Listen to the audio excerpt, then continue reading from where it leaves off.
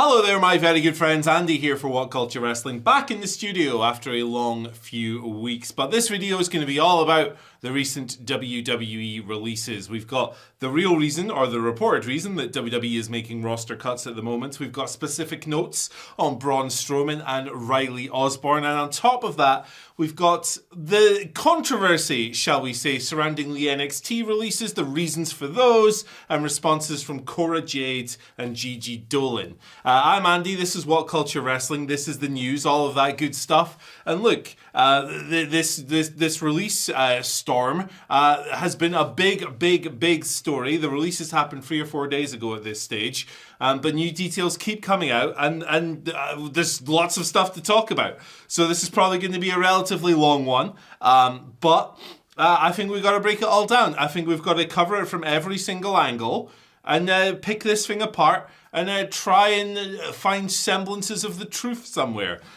Because when you have all this conflicting information flying around and all these reports and stuff, it can be quite confusing. And I want to give it the justice that it deserves. So we're going to start off, and we're mostly aggregating today this episode of Wrestling Observer newsletter that Dave Meltzer put out yesterday, Sunday. A whole in-depth breakdown of these releases, and obviously as a reporter he's passing on information that he's received from sources, including the reasons behind these departures. So first and foremost, Dave reports that when it comes to the main roster releases, and it is important to make that distinction, age and salary were the deciding factors. I'll read to you exactly what Dave said.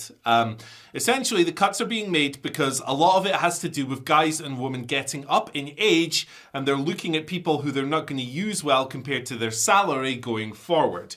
So what he's saying is that when it came time to decide who was going to go, the decision makers were like, okay, this person is older and they're being paid more. That combination there, and we're not really going to use them in prominent spots, so we're going to get rid of them. That seems to be what Dave is getting at there. It's not a simple case of going, you're over 40, bye-bye. If that was the case, look, the current WWE champion is like 50 years old. It's not as simple as that. Obviously, they are pushing John Cena, so it's not a simple case of going, old guy's bad. It's a case of, you are of a certain age, and we are going to not use you prominently, so we're going to cut you. Look, I don't think necessarily that's right in terms of like a justification when it comes to some of these people, right? Let's talk about them. Why not? So when you look at the main roster cuts, they are all over 30. Braun Strowman's 41. Caden Carter, 36. Katana Chance, 37. Shayna Baszler, 44. Dakota Kai, 36. And Shotzi, 33. She's been in NXT more recently, but she would have been on a main roster contract, because when you go up to the main roster, you get that contract. It doesn't change when you go back down, purportedly. So there you go. Her contract is expiring. She's not necessarily a release, but she's been told she's been let go. So yeah, okay. All of those people are over 30. I don't necessarily think that being over 30 is a death knell. In fact, I think that most wrestlers actually peak in that kind of age group. A lot of the time in pro wrestling, you'll notice that people's like physicality and athleticism, it might decline as they get older, but the mind sharpens with experience and all these things, veteran instincts and all that stuff, to where you meet and you're kind of at your top level. Now, some of these people are quite interesting. We'll talk about Braun a little bit more coming up, but 41, I thought he was still really effective in his role as like a monster putting the next generation over. He's still pretty good. I really like the Jacob Fatu stuff. They decided obviously no. Chance and Carter, obviously they were a tag team. They were on and off featured in that division on the main roster since their call up. Both in the mid-30s. Dakota Kai as well, similar age, 36. You know, there's definitely a double standard when it comes to women and men's ages and how these are judged in pro wrestling by companies and by fans. I think 36 years old and 35, that's nothing. That's really nothing. And look, Dakota Kai in particular, she's been a wrestler for a long time. I remember Evie, her old ring name on the indies, and coming out of coming into the American promotions and breaking out and all of that stuff. And she's had a couple of bad injuries and stuff. Yeah, but 36 years old. I don't know. That to me, that's not old. That's not old. I mean, if that's old, I'm a granddad. I'm 37. Come on. So if that's the company's logic, I mean, I don't really agree with it. I don't think that these people are too old or anything like that to be pushed. And I think Dakota Kai in particular, she's somebody I've thought for a long time, actually, could be pushed as a babyface fixture in a women's division. That's never really happened in a major American wrestling promotion. Now, are we a bit too late for that now? Because, you know, the injuries and stuff, I don't know. I mean, I think she was performing really well in her last few months in WWE, working with Lyra Valkyria and such. So I don't know. I don't think it's too late. And if I'm another American promotion, I'm like, hey, I'm Dakota Kai. Come on, let's do some stuff. Let's do some stuff. Whatever her ring name's going to be. Maybe she goes back to Evie or something. I don't know. And look, Chance and Carter, they were prominent tag team developmental prospects. Obviously, they came through the PC. Katana Chance, she had her featured Royal Rumble escapes. They kind of did away with that in recent years. So they've moved on as well. And again, 35 and 36, is that too late? Is that too old? I don't think so. I don't think so. Shotzi was 33. That's not too old. If you think that's too old, you're mental. And also, it's like, I don't know. It's a strange one for sure. Shayna Baszler's 44 years old, but Shayna Baszler works a style that isn't really impacted too much by aging. Shayna Baszler, it doesn't matter if Shayna Baszler slows down. She's an ass kicker. She's not a high flyer. She's a ground and pound MMA style ass beater, right?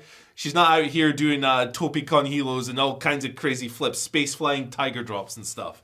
So I don't think the age is again. I don't think that matters. Now, I think that Shayna could go anywhere now and just be a total ass kicker. I think she still rocks.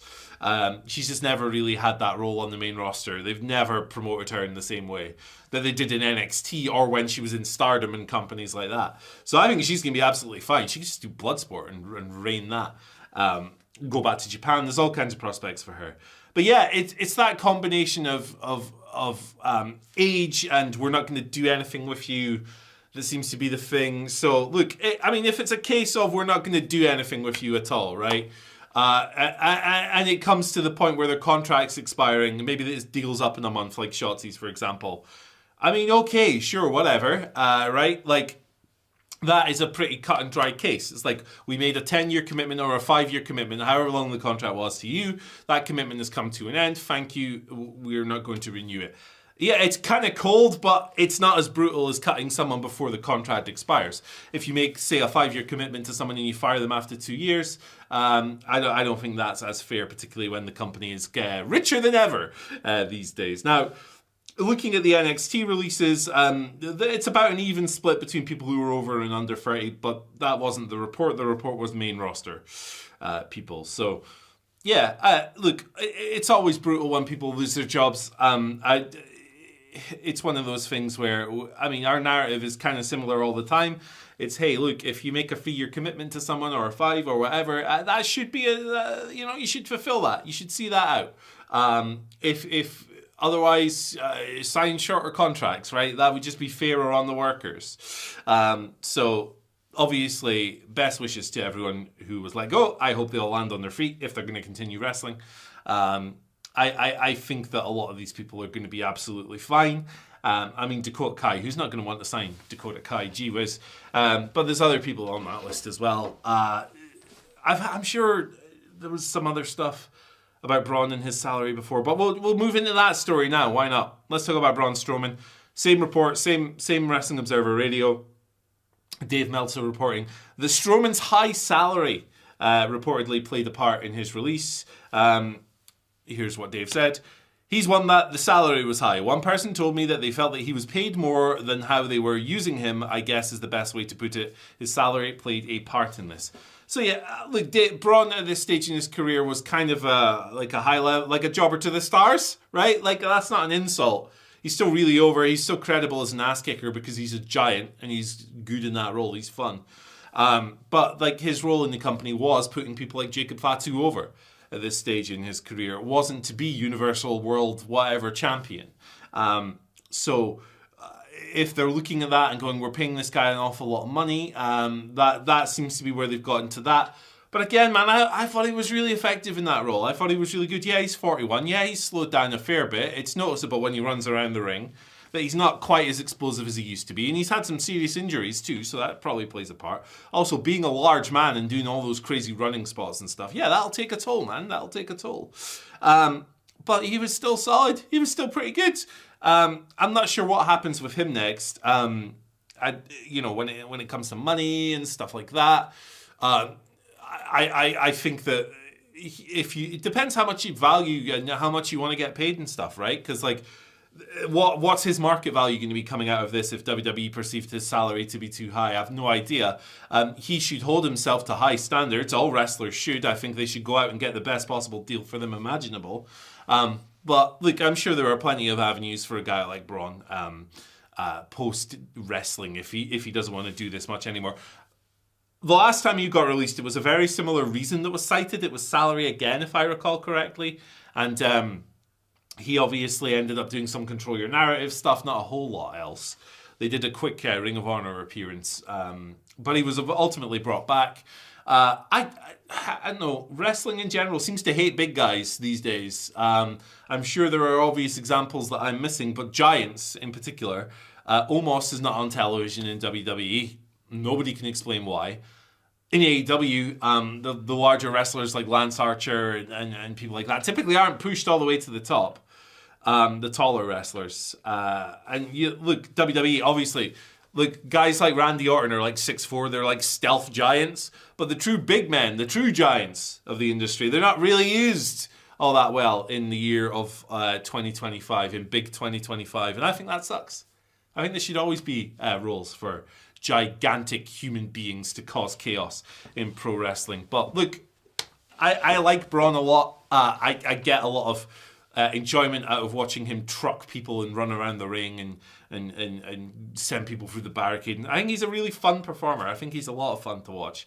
And I hope that he isn't done, because I would like to see him doing stuff somewhere else now that he has left WWE. Right! Okay. The controversial stuff. Let's talk these NXT releases, right? So the reason that WWE has put out there via Dave Meltzer is that people weren't training hard enough. Okay, here's the quote. Most of those people cut were perceived as not working hard in training. And if you don't work hard in training, there's so many people who do. And at this point, if the feeling is you're not working hard in training, I saw the term lazy, the ones who are lazy are going to be gone. And the ones who didn't stand out are going to be gone. So that's Dave on Wrestling Observer Radio. This is him obviously being fed information by a source and then passing it on. A lot of people have got this twisted. A lot of people have misunderstood this report. They think that Dave Meltzer is offering an opinion. They think that he is editorializing these releases. They think that Dave Meltzer is saying that these people are lazy. That's not what he's doing. That's not how reporting works. Journalist receives information. I don't know why I pointed to myself. I'm not one of them. I'm an idiot. But a journalist receives information from sources. They check it. They cross-reference it. They double, triple, quadruple source it or whatever. And then they put that out there. It's the people who have fed this information to Dave that have said these people are lazy. It's not Dave saying these people are lazy. So let's clear that up. To start with, I think a lot of people are going, how can you say people are lazy, Dave? He didn't. He's reporting information. That's how this whole thing works. He did have some interesting notes on Riley Osborne, who was one of the NXT releases, according to Meltzer. And his sources, non-wrestling things led to him being released.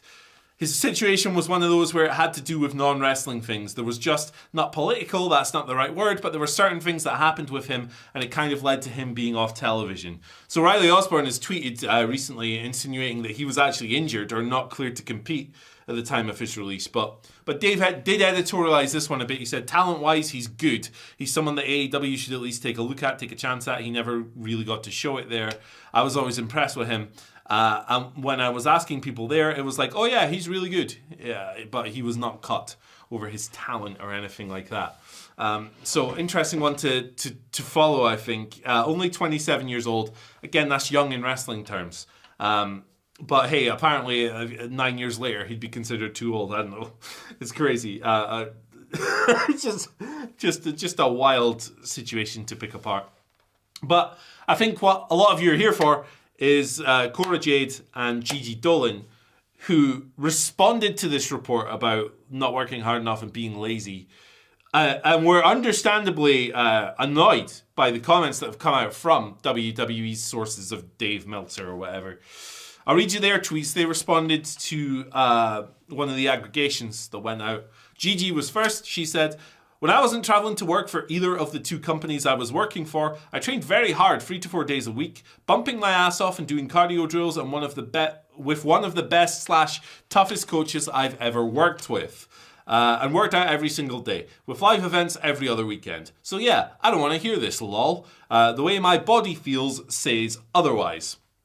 Quickly, Cora Jade, about, I don't know, half an hour later, she's Elena Black now on Twitter, her old ring name, she tweeted, "This, plus can't forget having to go to my own gym outside of work after strength and conditioning that wasn't doing anything for me other than getting me body shamed by my bosses, co-workers and fans. Crazy." So there you go. Look, I think the Cora Jade one is particularly nuts because it speaks to a really, I don't want to use, what's the best word to use here? Toxic work culture here. If you're going to work and you're being body shamed by your bosses and your co-workers, that is completely unhinged. That's completely insane. And it's repulsive, really. And if she feels that she has to go to another gym after her work, which is to train, to combat this, that's pretty damn disgraceful, really. And it kind of speaks to whatever the heck is going on in that performance center. Also, Gigi talking about putting the extra work in and working out every single day of the week, training 3-4 times a week, live events, shows, all that stuff. So what's happened here? What has happened here is that Dave Meltzer's sources or whatever have come to him with this information. He's put it out there. It's the company narrative. This is the narrative the company wanted to get out there, right? They wanted to get out the narrative that most of these people were cut for being lazy from NXT and they weren't working hard enough and all this stuff. Dave passes this on. Understandably, if you're a wrestler who's been working really hard and putting in this extra work and you've been body shamed at work and you're working 7 days a week and someone calls you lazy, you are going to be pissed. So Gigi and Cora Jade getting their word out there, countering this.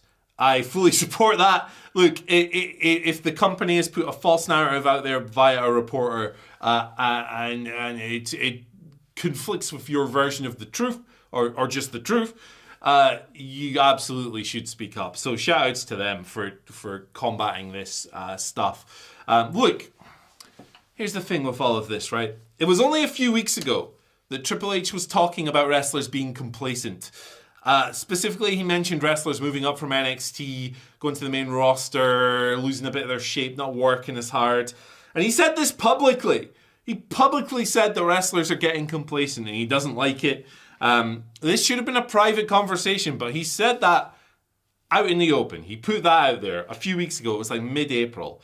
So why is it then so hard to believe that the company narrative would be people are lazy, people aren't working hard enough? If the face of the company, the public face of the company, is saying this, that people are complacent, why is it then so hard to believe that they would then pass this on to a reporter and get that out there and it would piss a bunch of wrestlers off, understandably so? I don't get it. In situations like this, it's very common for people, and look, it's not just a WWE thing. I remember when Jimmy Jacobs left AEW, people were annoyed at the creative and people were like, it's going to be great now. The scapegoat is gone. When in reality, Tony Khan's the guy who has final say, right? So the public face of the company, if you're a big fan of these promotions, always gets off with stuff. And it's true of WWE as well. Everybody wants to blame anybody but Triple H when bad things happen, it seems. It's TKO's fault. It's Nick Khan's fault. It's Ari Emanuel. It's my in-laws. Ultimately, Triple H is made of Teflon a lot of the time. He's the king of dodging bad PR in situations like this because the audience allows him to over and over and over again. And look, it doesn't matter if you like the product. I liked WrestleMania. I was there. I would have paid to go as a fan. I like the Raw after WrestleMania. There's a lot of things I like in the promotion right now, but you have to hold these people accountable. When they say things like people are getting complacent publicly, and then releases come out and we're told it's because they're not working hard enough, you have to hold their feet to the fire. It's just how this whole thing works. And look, if you're annoyed at these releases, if people you like have been left go, and I'd imagine, look, there's some popular wrestlers on here, and you don't agree with it and whatever, you can't just go, bloomin' TKO, it's all their fault. You have to hold everybody accountable in situations like this. And look, some releases, not all releases are equal, right? A person being let go at the end of the contract saying we're not going to renew this is different from somebody being cut early. At the same time, age and salaries and stuff, that's all contentious information. And obviously we don't have people's salary information. That never gets out there. If salaries are reported publicly, you can 9 times out of 10 just write it off because it's usually BS. It's usually nonsense. It's private stuff. It doesn't get out generally. But yeah, that's where we're at with these releases. Look, it's a complex issue. I hope we've done it justice today. It's something that seems to be becoming a common thing after WrestleMania, so hopefully there's no more. Don't like people losing their jobs, but the company has decided that they needed to make these cuts. It's likely a situation where TKO goes, hello, we need to lose some salary. Triple H picks the names and sends them off. That's almost certainly what happens.